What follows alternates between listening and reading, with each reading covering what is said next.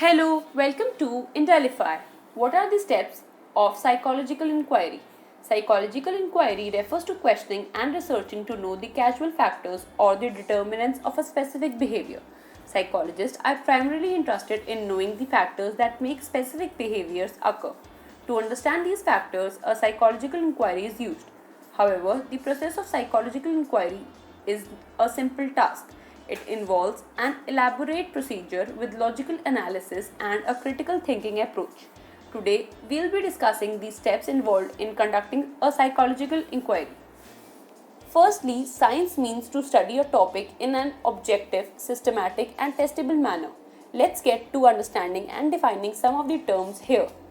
The objectivity refers to the fact that if two or more persons independently study a particular event, both of them to a great extent should arrive at the same conclusion. Testability refers to how valid the approach might be on different occasions. A systematic approach refers to following a proper procedure or steps of an investigation. This systematic approach includes the following steps. Number 1. Conceptualizing a problem. The process of scientific research begins when a researcher selects a theme or topic for study.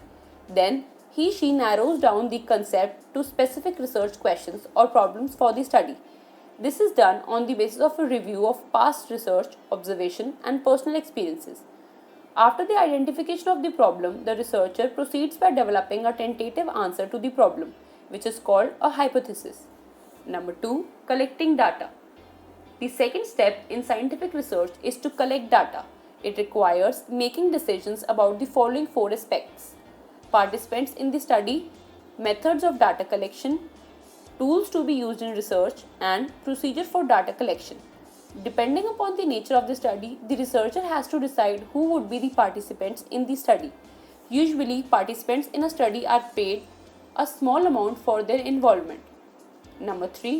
Drawing conclusions.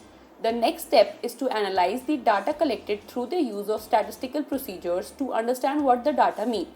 This can be achieved through graphical representations and by the use of different statistical methods. These include pie charts, bar graphs, line graphs, histograms, etc. The purpose of this analysis is to verify a hypothesis and draw conclusions accordingly. Number 4. Revising research conclusions. The researcher may have begun the study with a specific hypothesis. Post the results of the study, the researchers have to revise, alter, or confirm their hypothesis. That's all for today. For more such videos, please do subscribe to our channel Learn with Intellify. Thanks for watching.